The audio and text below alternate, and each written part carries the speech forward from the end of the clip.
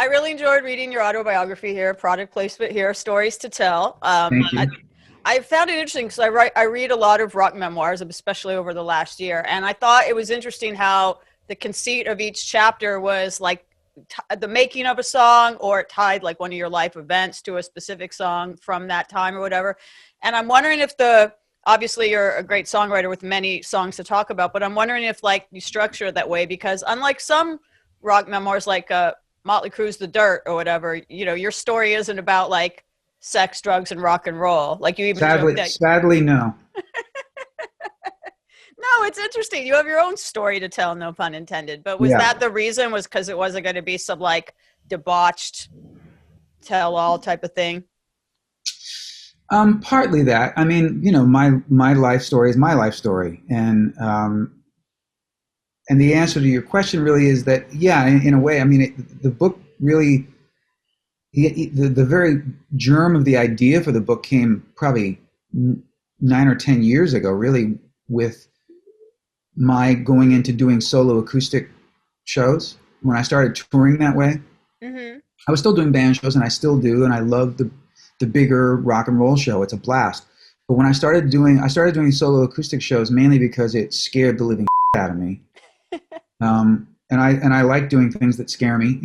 I think you learn from it. But I realized when I started doing those shows that I was armed with only a guitar and a piano and my voice and stories, and I needed some good stories, and I have great stories. I've had some really crazy, funny happen to me. Mm-hmm. And so they weren't all necessarily about the writing of the song or anything like that, because I think that can get a little tedious. But I would just tell these stories, and I chose ones that were either compelling or funny or self-deprecating or whatever.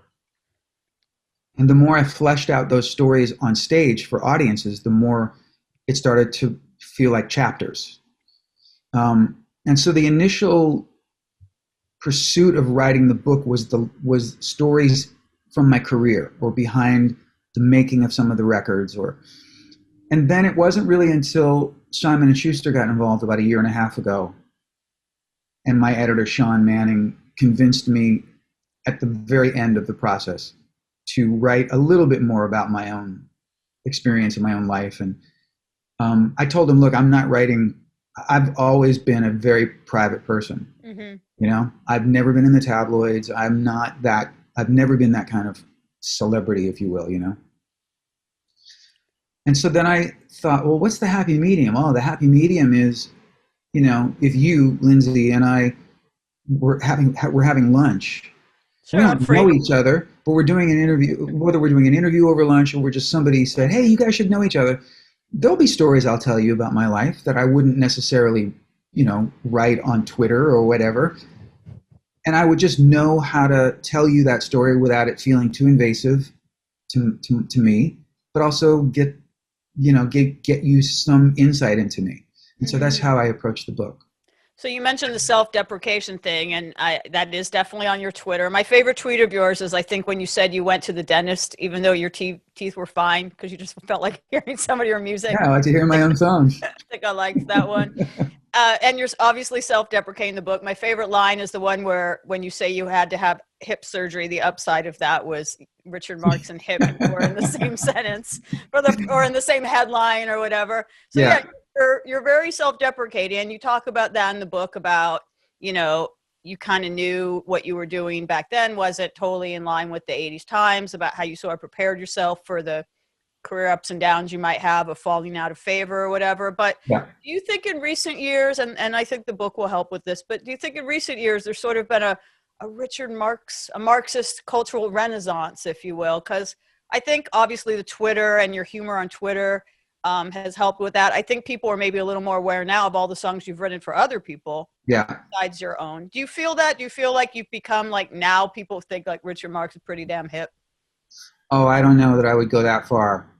And it's not for me to say. I will say this, and even when you phrase the question that way, no. And part of that is a deliberate choice, because the minute you get sucked into that, like if I started thinking, wow, you know what, I'm like, people are talking about me in a cool way, or then you're just setting yourself up for the time that they don't. and disappointment from that. And it shouldn't be about that. I mean, for the most part, I can't say 100%, but for the most part, I don't give a I really don't. It has no impact on my life. Um, I know just because I'm intelligent enough to know that as a public person or as someone who's put work into the world at times on levels where it was sort of inescapable. You know, I'm aware that Right Here Waiting, for example, is a song that still 10-year-olds learn to play on the piano. That I'm still in people's homes or lives or on the radio or whatever to some degree. Um, and so I'm aware that there are people who really love me and what I do. Never, like, if I come to their town, they're going to be there no matter what. And if I put out new music, they're going to absolutely check it out and support it. And then I know that there are people who hear my name and will dismiss me out of hand or hate me. That's just part of the game. That's just part of the deal. If you start caring about that and trying to contort yourself to be more on one side of that coin than the other, you're missing out on your life. And I can't change what people are going to say or think about me. I really can't. I mean, I can to my detriment. You know, I could do some that would just like people do sometimes. You find out that someone's, racist or just a misogynist or whatever, and you go, wow, like, I didn't know that. That's up. Beyond that, there's really not much you can do except just carry on with your life and serve yourself, So, was there any time when you gave a because it is mentioned in the book, you do say something along the lines of, with the ubiquity of songs like, especially Right Here Waiting, you're sort of known as a balladeer. Yeah. And you say that at least at one time that kind of pissed you off. I think those are the words you used, because you are more than that. And you did have up-tempo rock songs that maybe didn't get as much attention. So did that used to bother you? Yeah, but so many things did when I was in my 20s and even in my 30s. I was easily offended by what I considered to be a lack of respect or a lack of, or a sense of just sort of like not doing the work. Or I remember being particularly sensitive to if I would do interviews and someone just wasn't prepared and they would say something that was factually incorrect about my career or whatever, I would get pissed off. Now it's like, it's as simple as me going, oh, no, that's not what happened, actually, just so you know, that's whatever. And I might not even correct it at this point because I don't give a like, but when you're younger, I think the chip on my shoulder has dwindled down to a pebble. Let's put it that way. That's well worded. You are a writer. Thank you. You have a great way with words. I just came up with that just now, and I'm going to absolutely use it again. Next printing of the book, you can sort of add that in. So yes, you're great with words, and we've talked about Twitter. Your Twitter is a delight.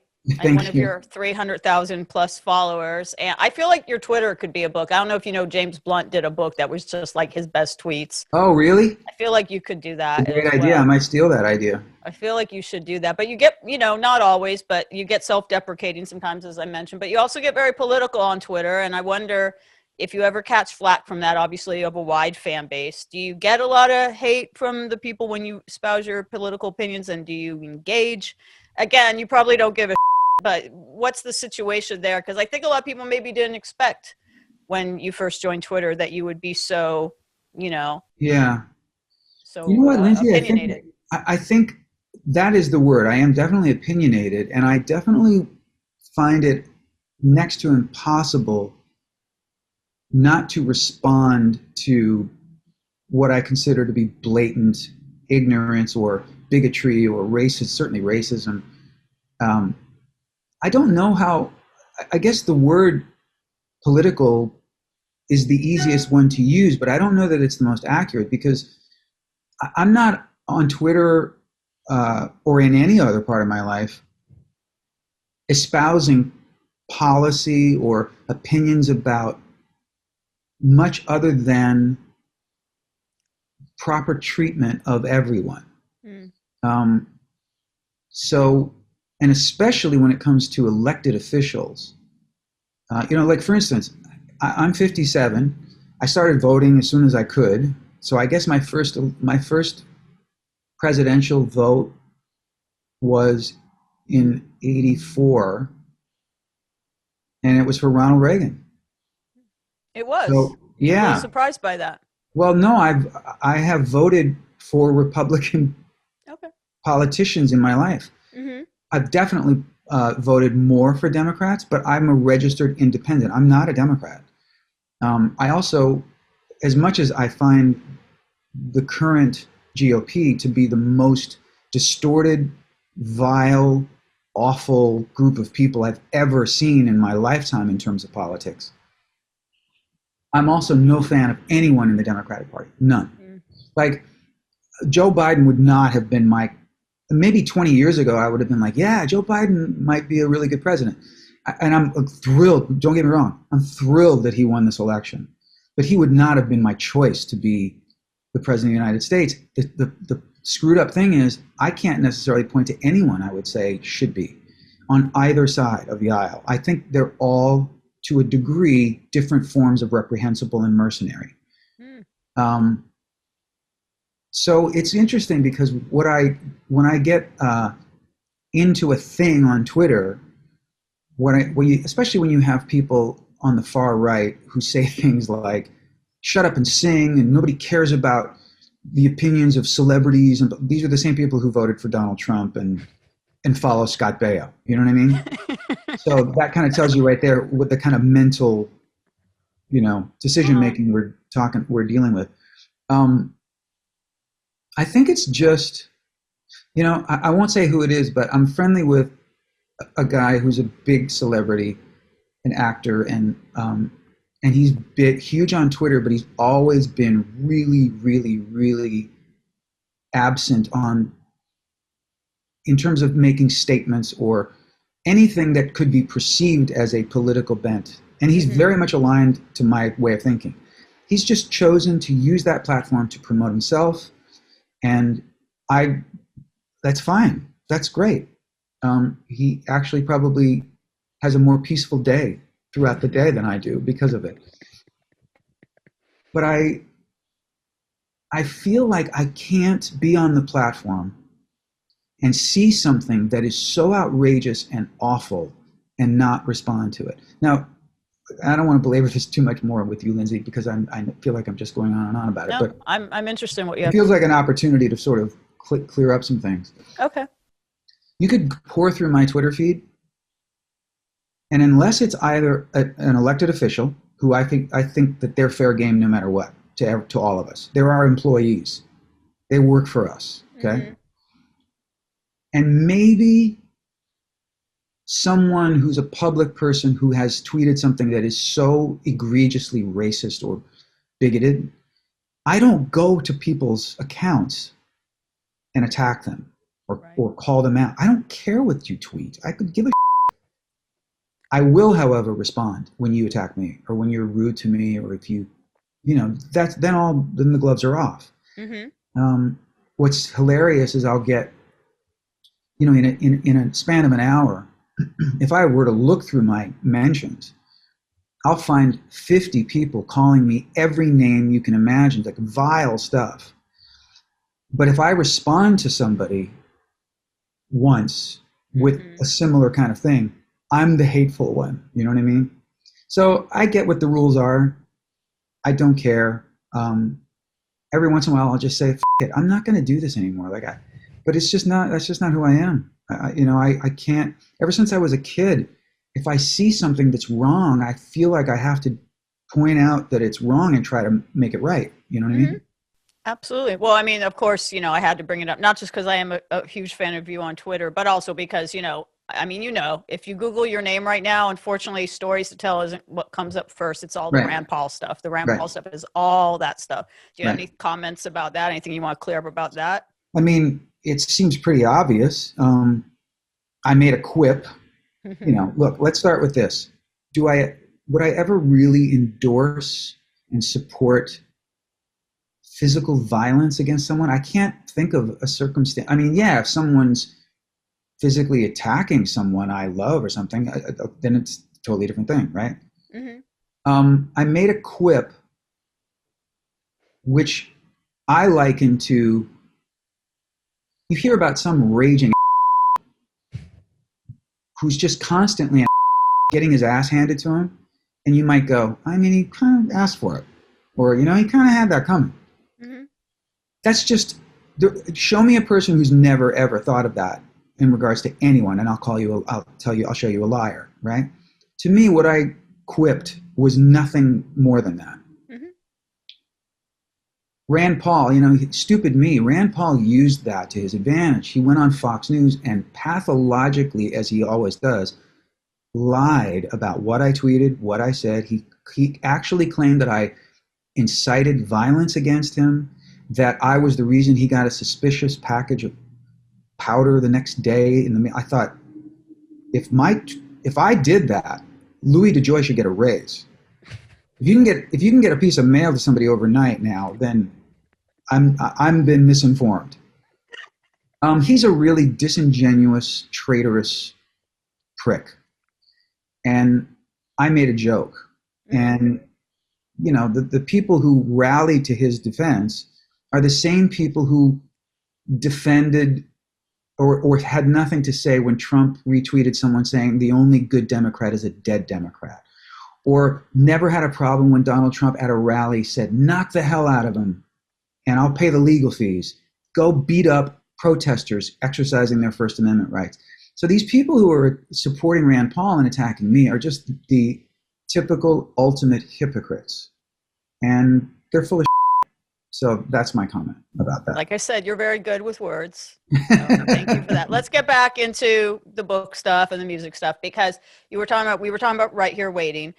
I was very aware that you've written songs for other people, and you were even doing that before you had your own record deal. But I was not aware that Right Here Waiting, your signature song, your most popular song, you intended that for Barbra Streisand, right? Like, was that in mind when you wrote it? Or, I mean, No. Okay, explain, because I thought like you wrote it for her. No, it was just, it was a series of circumstances. And I don't want to give too much away, obviously, but it was a song written for very personal reasons that then I thought, oh, well, this might be something good for Barbara. And Barbara passed on it for very specific reasons. Mm-hmm. And we're friends to this day. Like I haven't worked with her in ages. I ended up writing and producing her a couple of times.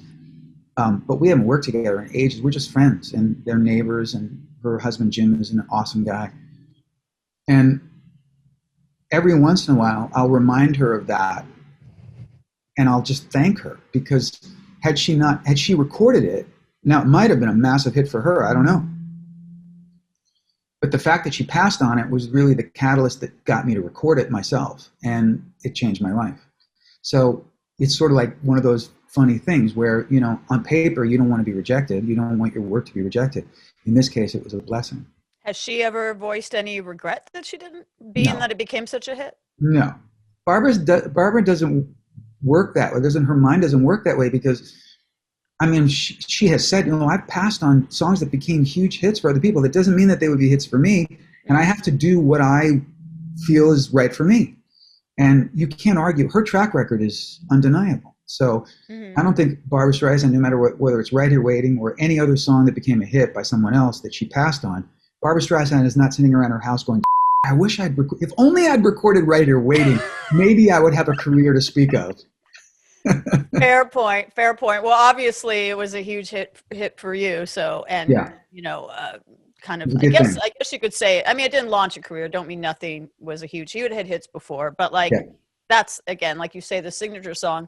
I was surprised to find out that Don't Mean Nothing was a song that, if I am reading this correctly, was a song you kind of didn't want to record for yourself, or that your label didn't want you to record. There was some kind of debate about whether that should be a single or whatever. And that was the song. That's the first song I remember hearing.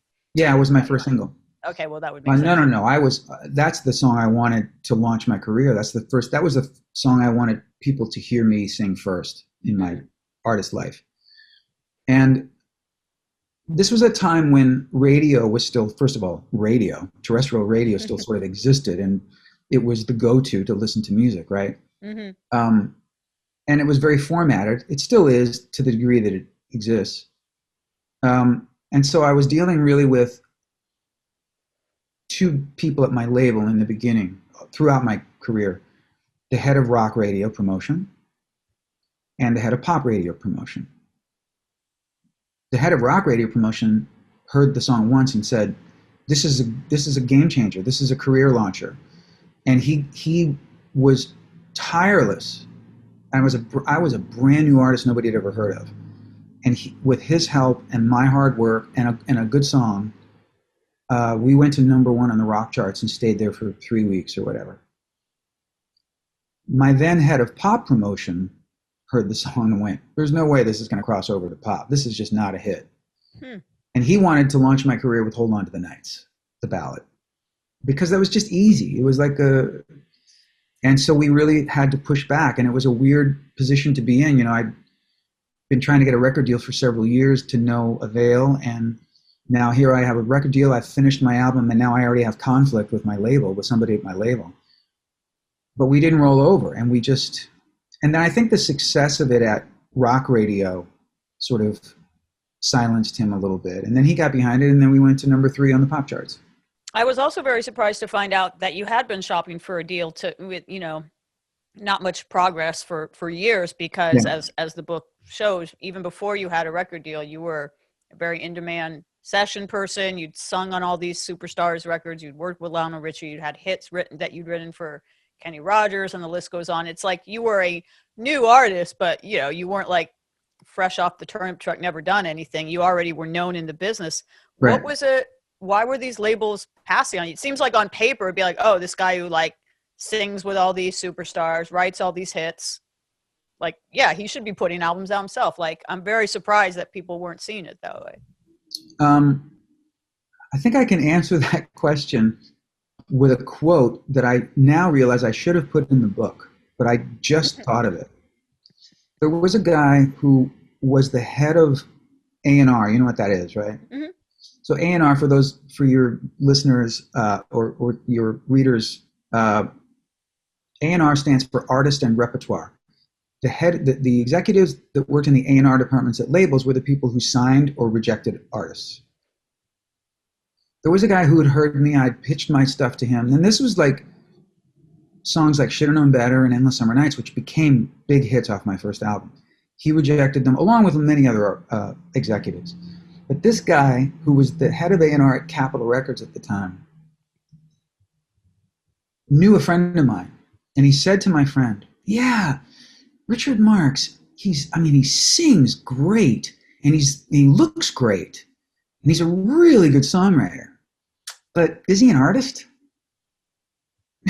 And my friend looked at him and went, "Dude, seriously?" So that's what I was dealing with. That's what most artists were dealing with. People who thought that way. The gatekeepers, especially back then in the 80s and 90s, the people who made the decisions about music at labels were the least musical and least intelligent people in the business. But I wasn't, I wasn't unique. I mean, almost any successful artist will tell you that they got rejected for however long. It's rare for somebody to just sort of, the Taylor Swifts of the world don't exist, really, hardly ever. I'm pretty sure even she got rejected before. I don't think she did. I was there in the beginning. A friend of mine, Scott Borchetto, is the guy who signed her initially when she was 14 or something. Mm-hmm. When you're 14, how many years have you been slugging away trying to get a record deal?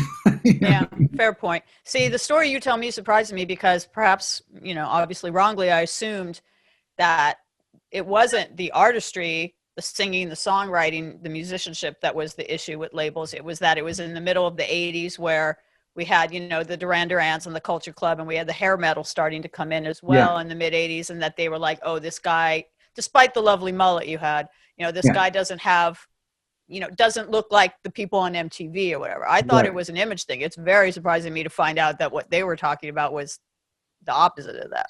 No, it was both. It was really both. There were plenty of labels who also said, "I don't hear any hit songs. You don't look right.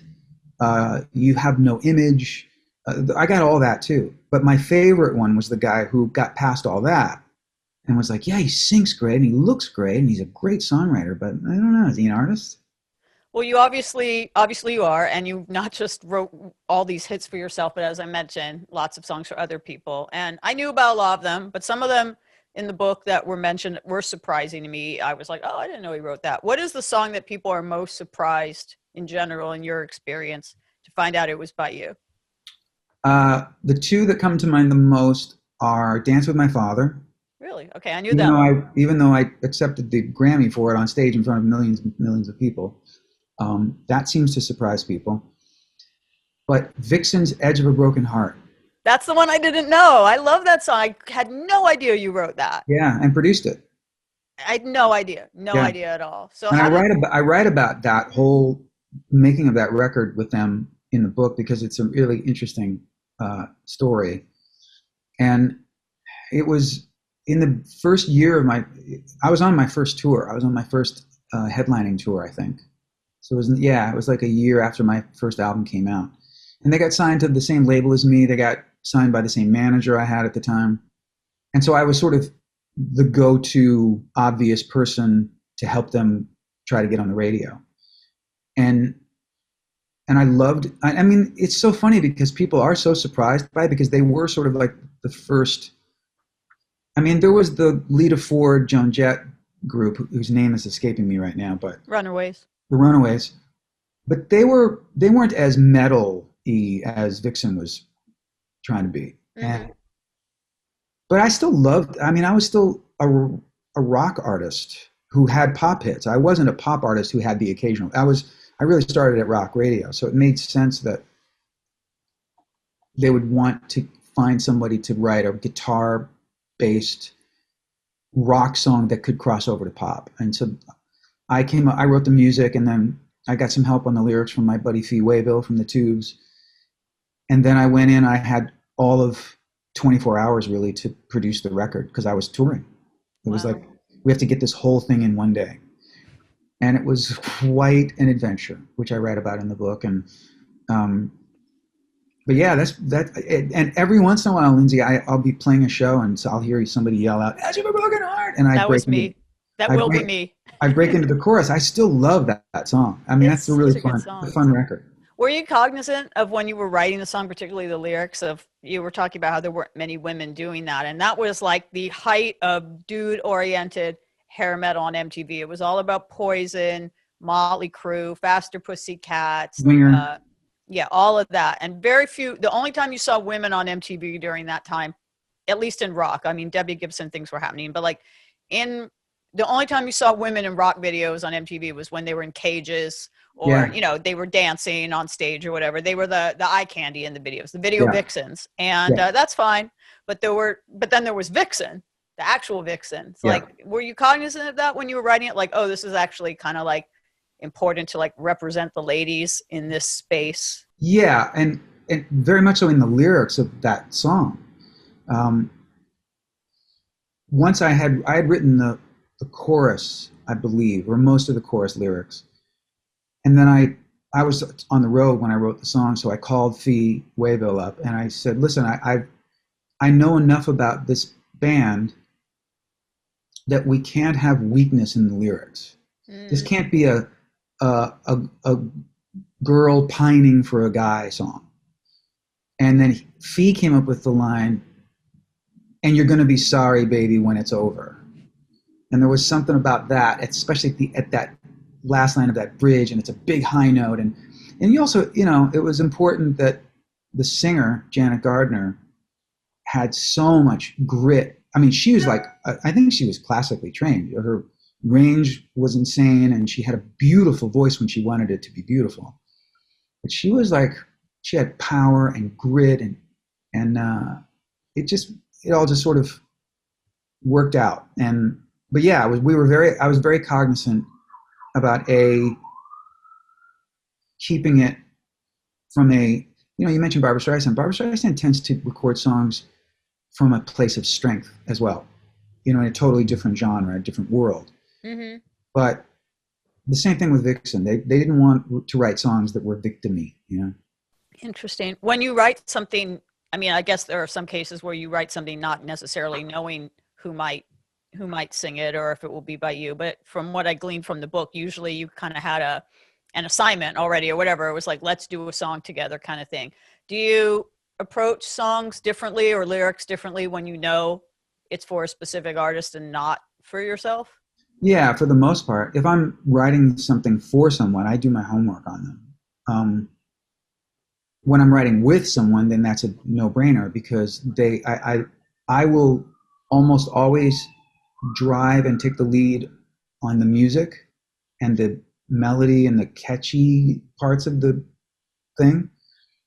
But when it comes to lyrics, I push them to take the lead because I don't want to write what I would say. I want to help them say what they want to say. And it's an interesting dynamic as a when you're an artist. As you can imagine, there's a certain amount of megalomania involved with being an artist who writes and produces his own work, as I always have.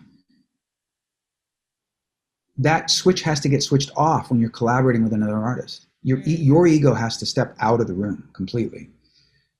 And I recognized that really early on. So when I would collaborate with someone, if I'm writing a song with Keith Urban, for example, if we're writing lyrics and he says something or writes something that I think is just creatively not great, or vice versa, then we will say to the other, I think that could be better or phrased differently or whatever. But if he's writing something to communicate his point of view, I say nothing because that's the mission. If it's something that he's communicating as opposed to the craft of songwriting, that's where I step back and go, if that's what you want to say, then I'm going to help you say it. You know what I mean? Interesting. I'd love to speak with you a little bit about Dance with My Father because, at the time that we're recording this interview, we're coming up on Father's Day, and Yeah. and also July 1st is the, sadly the anniversary of Luther passing. So, yeah, you speak so fondly of your relationship with him in the book, and as it won a Grammy for you. I don't know how people don't know you didn't write that song because, yeah, you accepted it at the Grammy Award. So, True what story.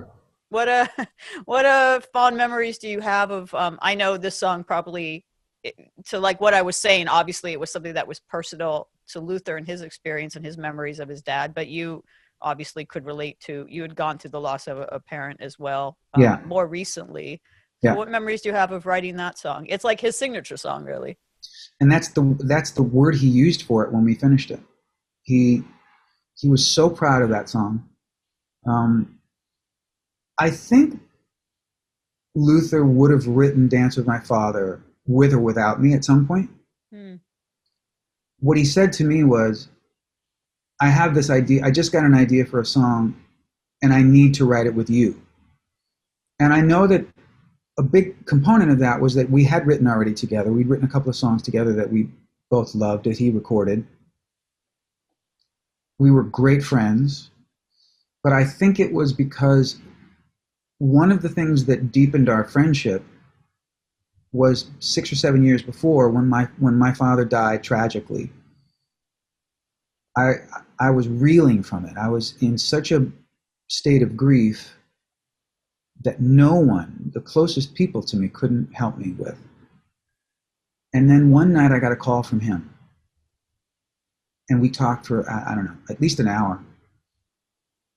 And that conversation was the first step in healing a little bit, or not even. I don't even know. I don't know if the word healing is correct.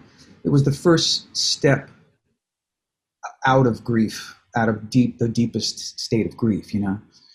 And it was because he just knew what to say, and the way we talked that night helped me greatly. And then a year or two after my father died, I started a scholarship fund in his name at his music school in Chicago, at the music school he attended in Chicago, DePaul School of Music. Because I wanted my dad's name to carry on. I thought, well, this is where he really had his formative years as a music student. Let's let some really talented but poor music students go to a great music school in my dad's name. So to fund it, I did a series of concerts. And the first one I did, I called several of my friends, and one of them was Luther, and Luther was there. So Luther started to get a real sense of my father and the stories I told about him. Um, so it kind of made sense that when he had the idea, because it was his title, Dance with My Father, that he would call me and say, I need you to do this with me. And then it turned out to be the last song he ever wrote. What are your memories of having to, because he was ill and unable to attend, to going to the Grammys and accepting the Song of the Year Grammy in his absence? That must have been a very bittersweet moment. It was really bittersweet. There was some, I mean, the winning song of the year at the Grammys was like, it's the holy grail as far as I'm concerned. So it was, there was a tremendous amount of elation that was always tainted by him not being there. He was still alive. He was in a hospital in New York. Mm-hmm. And I did go, I think a week or two later, I went to see him. I'd seen him a couple of times in the hospital, but I flew to New York after the Grammys so that we could have that moment together and celebrate it together in person. And I know what it meant to him to win the Grammy for Song of the Year. That whole day was just bizarre. It was, Celine Dion performed it. I played piano for her. And I went to Vegas the day before the Grammys to rehearse it with her. Celine's father had just passed away, like in the months prior, and she was still torn up about that. So I remember rehearsing it with her. It was hard for her to even sing it at our little rehearsal in Vegas. So I was really proud of her for like going, okay, I'm gonna do this on a world stage. And she sang one line of like live television, worldwide broadcast. She sang the first line and then her microphone cut out. And it was just like, what? So we had to restart it. And the whole day was just bizarre. But it ended in a way that was cool in that I got to acknowledge him. I got to get up and acknowledge him. I would have said exactly what I said had he been standing next to me, about to speak himself. Mm-hmm. But it was extra emotional to be able to talk about that I loved him, and I remember saying to people, saying in that speech, everyone knows how talented he is, but I know how funny and kind and sweet he is, So, yeah, it was a really emotional day. Do you remember what else was nominated for Song of the Year? Because I seem to recall in the book that you hadn't expected to win. Was there a No. front runner? Was this considered like an upset, a surprise win, basically? Well, the two songs that I thought really had the best chance, no disrespect to the other ones, were Beautiful by Christina Aguilera, that was written by Linda Perry, mm-hmm. and I'm With You, the Avril Lavigne song that she wrote with The Matrix.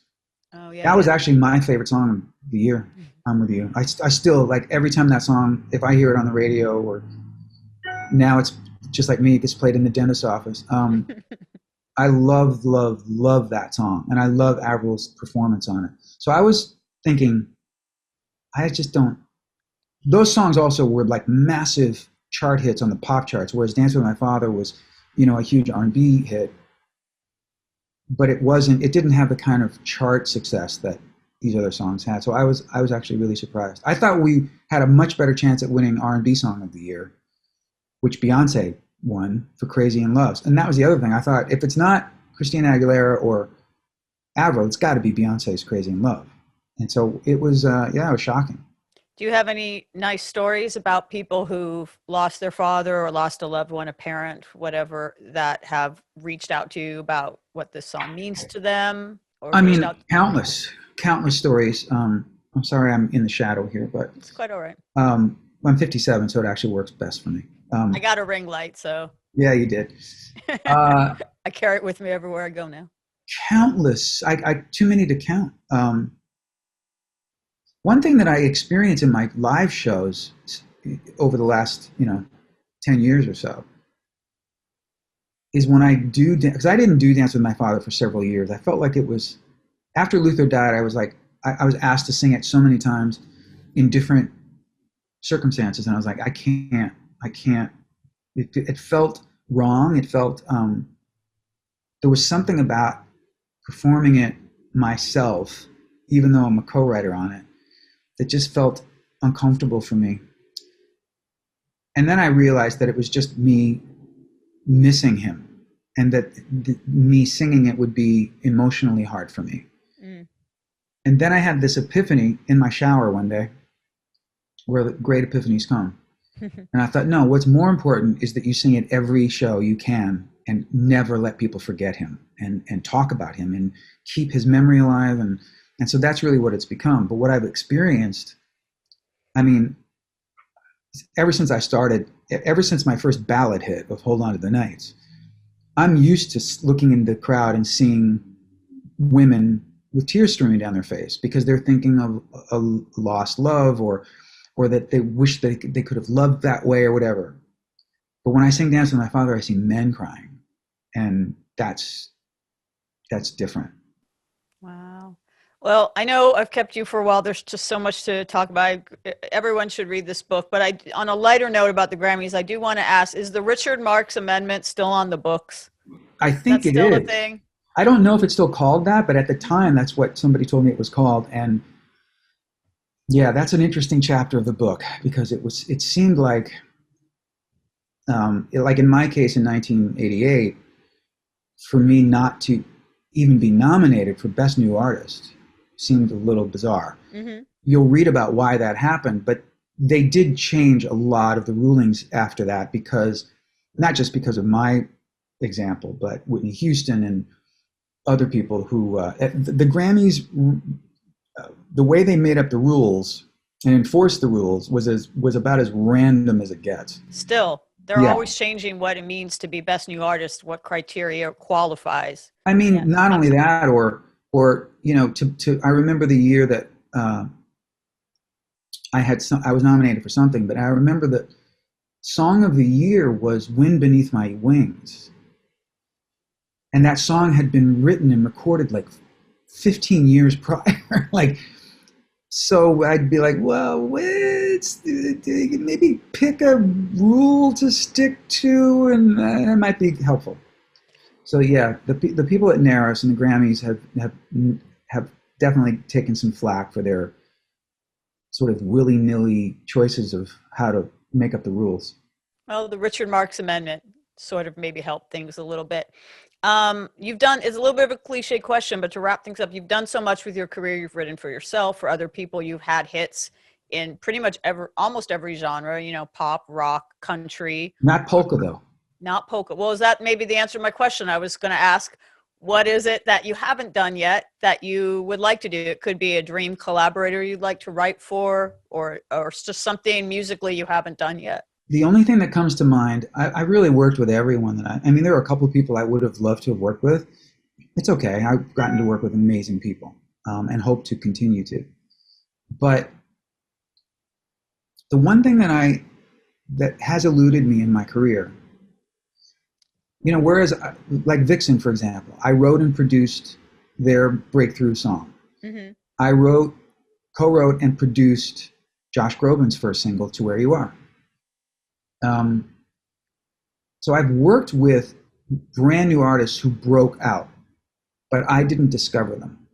They were discovered, and I was just part of the team that helped put their first records into the world.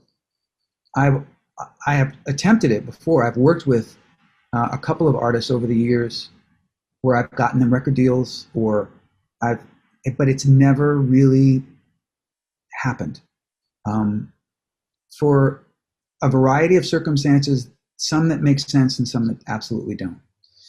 So that's probably something that I would like before I really call it quits, to discover a talent, bring them to light and launch them, and then just wish them well, whether I continue to work with them or not. Because there's also a part of me that feels like once somebody is launched, they should work with as many great people as they can. But that's something I'd like to be able to, have some artist say, yeah, it was Richard Marx who started my career. That would be nice. Is that partly is the motivation behind that partly because as is in the book, and as a lot of people already know, Lionel Richie was that for you. He gave you your first big break, and Yeah. then set you on your way. Do you kind of want to? Do you feel need that you want to be the Lionel Richie role? Yeah, I feel like I've returned that favor in many ways, but not exactly that way. Um, or I should say, I have attempted to return that favor quite a few times, but the result was not the same as what happened to me. You know, I think it's nice to, if you want to wrap up with this, and I didn't put this in the book actually. A year and a half or 2 years ago, 2 summers ago, I went with Barbara Streisand to London, and she asked if I wanted to be part of the opening act slot for her concert in Hyde Park, which is a massive event in London.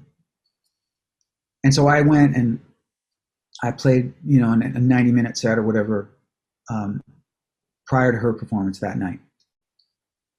That weekend of concerts was Barbara headlined one night with me as part of the support. I think Chris Christopherson was also on that bill. Um, and Brian Ferry, who is a great artist.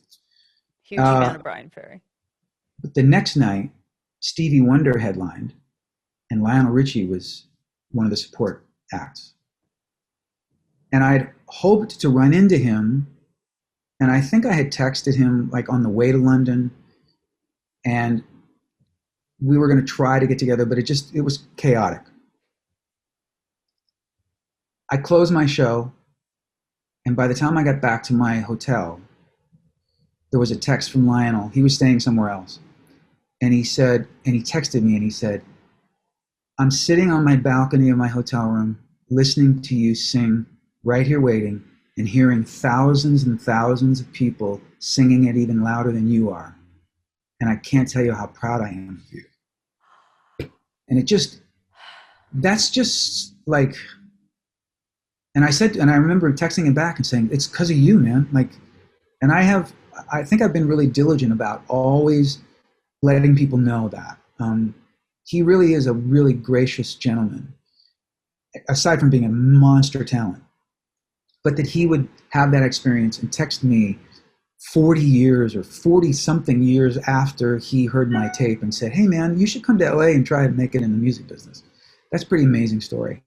That is an amazing story. I got chills from that. And there's many other amazing stories in Yeah. Stories to Tell by Richard Marx, available where all good books are sold.